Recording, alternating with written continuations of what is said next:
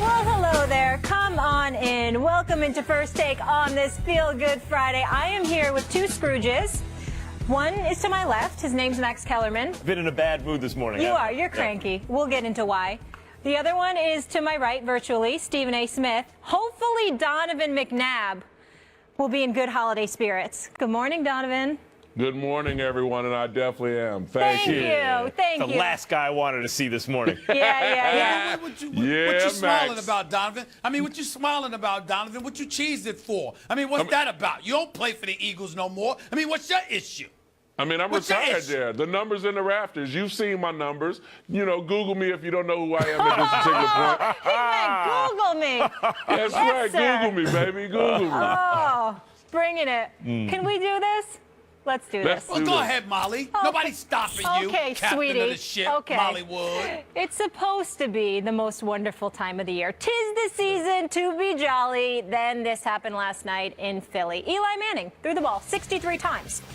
No active quarterback has ever won a game when throwing more than 60 passes. New York went 1 for 5 in the red zone. Eli threw 3 picks. The G-men had the chance to clinch a playoff berth. Instead, the Cowboys clinched home field and a bye. Eli has the most turnovers in the league since 2012 with 101 turnovers, followed by Philip Rivers and Drew Brees. Max Kellerman, Yeah.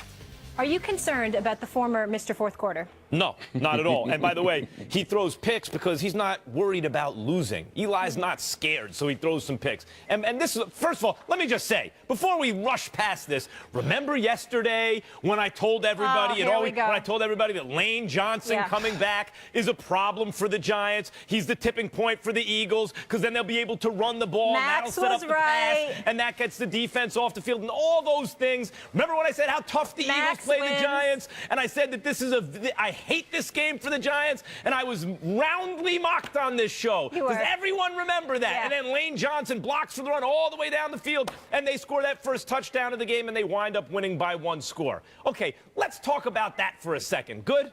Yeah.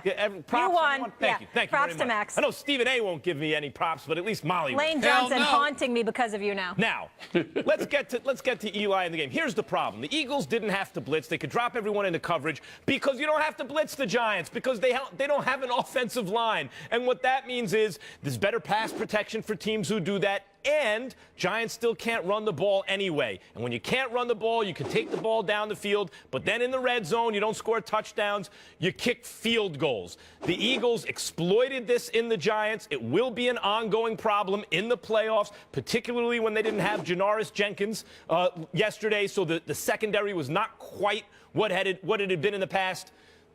The Giants are a flawed team.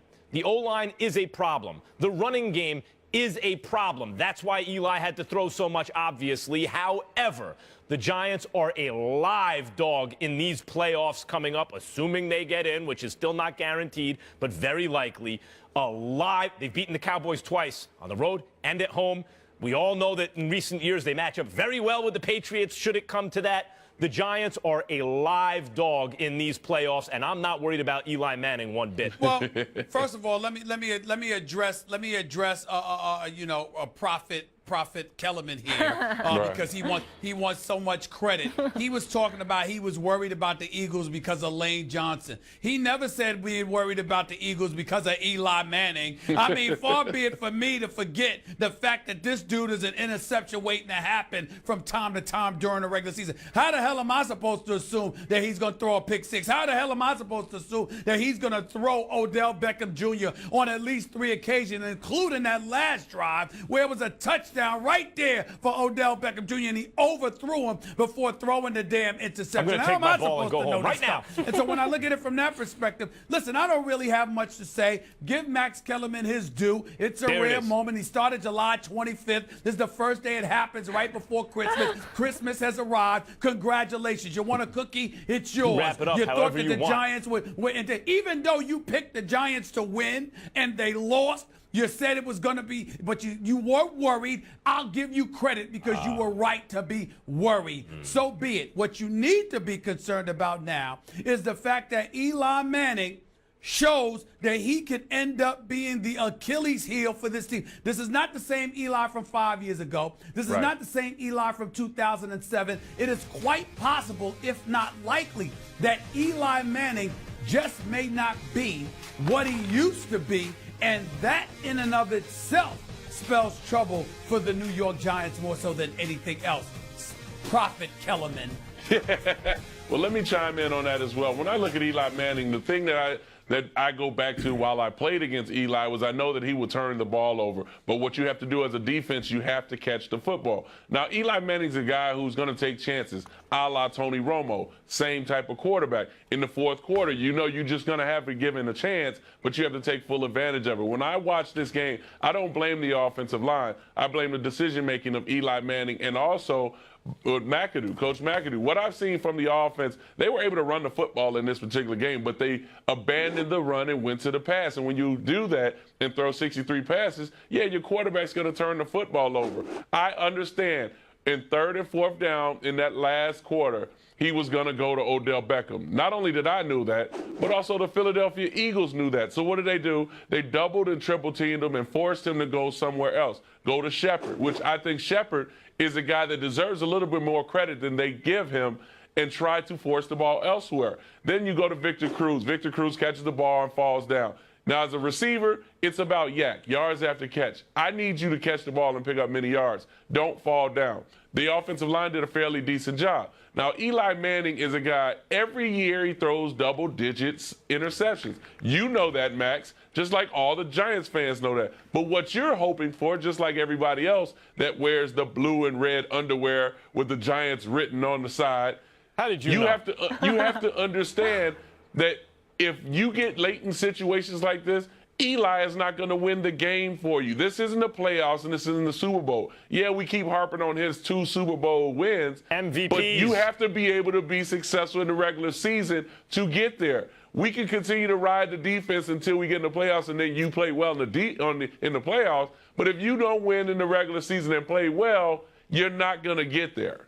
Donovan, if Eli lets you borrow one of his Super Bowl rings just for like a day or something, would that make it a little bit better? Wow. Hating on Why my guy. are you being disrespectful? Once again, disrespectful? Max. That's okay, Stephen A. Once again, Max, Google me if you need to know more about what I do in the regular season and also the playoffs. We can talk about 2 years that he had throughout his career, but when you throw double-digit interceptions each and every year. Donovan? Hey, Justin listen. Tuck had a bad hammy. That's why you got away that day. Bad hammy, bad neck, bad shoulder. I don't care. Close. Hey, I was able to slither through not only Justin Tuck, but everybody else. Google me, Max. Listen, Eli throws interceptions. You're right. Because he's not scared, and sometimes he will turn the ball over. That is true. He did it yesterday, and he missed Odell in the end zone, which should have won. And by the way, Shepard didn't get the holding call against him that was obvious, and maybe that changes the game, whatever. True. But the bottom line is, on a day where early on especially, it didn't look like it could be going any worse for the Giants, there was Eli and Big Blue at the end of the game with a chance to win. If you were an Eagles fan watching that game and for whatever reason this win was important to you, especially since they don't have their draft pick, so losing doesn't really help their position in the draft, and Eagles fans want some momentum. Let's beat the Giants. Let's beat the Cowboys. So if this win was important to you as an Eagles fan, and I think it probably was, rivalry game, you had to be nervous at the end of that game. You had to be thinking, damn, Eli Manning with a chance to throw the Giants to the win right here. Now, he turned it over. That will happen when you're not afraid to lose, but it also gives you a chance to win. And were this a playoff game, I just had the feeling it would have gone differently. He rises to the occasion in the playoffs. Yeah, but Max, but also you can look at it. This could have been a trap game for him. You know, Eli didn't play well against the Dallas Cowboys, where he could have thrown 3 interceptions in that particular game, too. So these last 5 games haven't been, quite as what Eli is used to or what he was expecting, especially trying to put your team in a playoff contention. One thing you have to understand as a football team, you have to go in with momentum. And the Giants really don't have momentum when it comes to the offensive side. Yeah, you take away the explosive play by Odell Beckham against the Dallas Cowboys, and what do? You see a methodical offense that's not very successful, moving the chains and being able to get in the end zone. And it really is a telling tale of what happened against the Philadelphia Eagles. Look, the Philadelphia Eagles, you can say whatever you want about them this year, but one thing you will know is they will fight, and especially playing against the New York Giants, a rival game at home. They're going to truly respect their home territory. But it seemed to me like the Giants came in, thought it was going to be an easy game, and the Eagles were going to lay down. We know, Listen, fly, and Eagles, what fly. happened at the end? A good friend of mine is an Eagles fan. I get the same text every damn time these two teams play. Why can't all our games be against the Giants? I mean, this is just some teams got other That should teams' tell numbers. you something. That should tell you something right there, Max. The Giants weren't ready to play. They all came in dressed in white like they were going to a puffy all-white party at the Hamptons. What you know about the all-white party, Donovan? Yeah. Yeah, buddy. All right, my Christmas wish, Damon Harrison, Janoris Jenkins, get well soon.